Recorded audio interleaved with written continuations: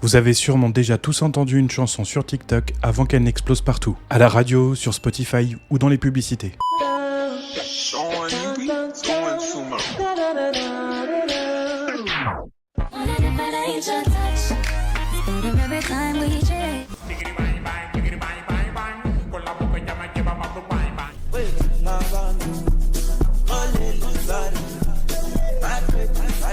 Mais saviez-vous que ce réseau social ne se contente pas de suivre les tendances? Il les crée littéralement. Aujourd'hui, on va voir comment TikTok impose les hits mondiaux, parfois sans que vous vous en rendiez même compte. Vous allez découvrir le mécanisme secret derrière ce phénomène, alors accrochez-vous, car cette histoire est tout sauf ordinaire.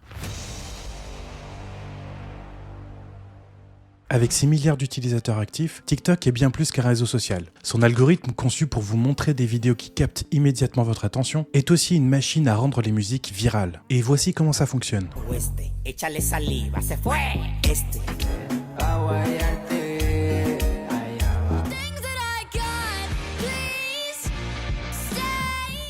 Chaque vidéo utilise un extrait sonore, souvent une chanson. Plus cette vidéo est likée, partagée ou copiée par d'autres créateurs, plus l'extrait sonore gagne en visibilité.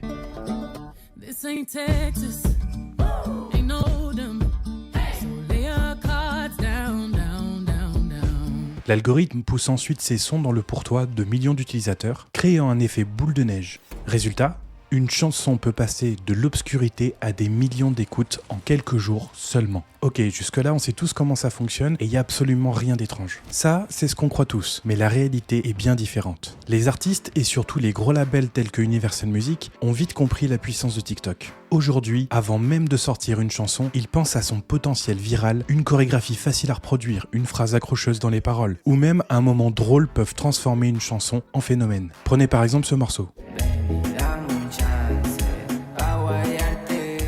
Le label a collaboré avec des influenceurs TikTok pour utiliser des extraits de la chanson dans les vidéos. Très vite, ces vidéos se sont multipliées et la chanson a grimpé en flèche sur les plateformes de streaming. D'accord, mais est-ce que c'est suffisant qu'un label fasse appel à des gros TikTokers pour rendre une musique virale? Car après tout, les goûts et les couleurs, on les commande pas trop. Eh bien, à vrai dire, les influenceurs TikTok jouent un rôle central dans ce système. Les labels n'hésitent pas à les payer pour lancer une tendance autour d'une chanson. Par exemple, lorsque cette chanson est sortie, plusieurs créateurs populaires ont reçu des incitations financières pour l'utiliser dans leurs vidéos. Ces influenceurs, avec des millions de followers, amplifient rapidement la visibilité d'une chanson. Une fois que les vidéos deviennent virales, des milliers d'utilisateurs suivent le mouvement, propulsant ainsi la chanson encore plus loin en utilisant l'effet de groupe. Alors je sais que vous connaissez cette définition, mais je vais quand même la préciser. L'effet de groupe ou pensée de groupe désigne le phénomène où la pression de la majorité influence les décisions individuelles, souvent au détriment de la pensée critique.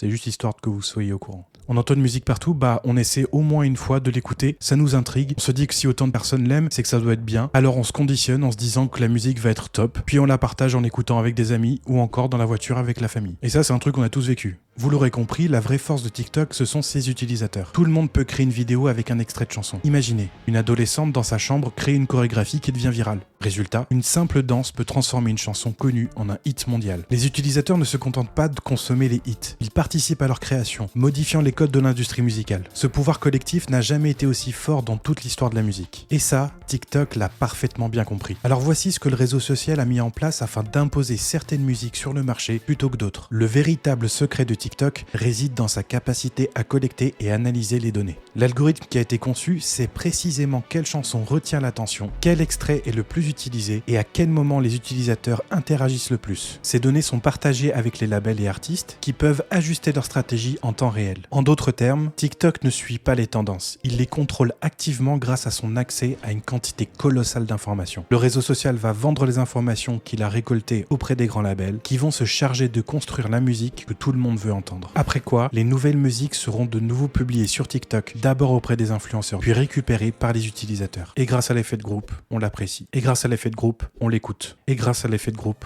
on y adhère. Mais alors, quelles sont les conséquences de ce business? Car finalement, on peut aussi se dire que ça crée des musiques au plus près des goûts musicaux de chacun. Eh bien, pas vraiment, et voici pourquoi. Si TikTok peut propulser une chanson en tête des classements, il y a une contrepartie inattendue. Le public est souvent exposé à une toute petite partie de la chanson. Un refrain accrocheur ou un extrait de 15 secondes peut devenir mondialement célèbre. Mais l'intégralité du morceau reste parfois méconnue. Prenez l'exemple de Astronaut in the Ocean de Masked Wolf.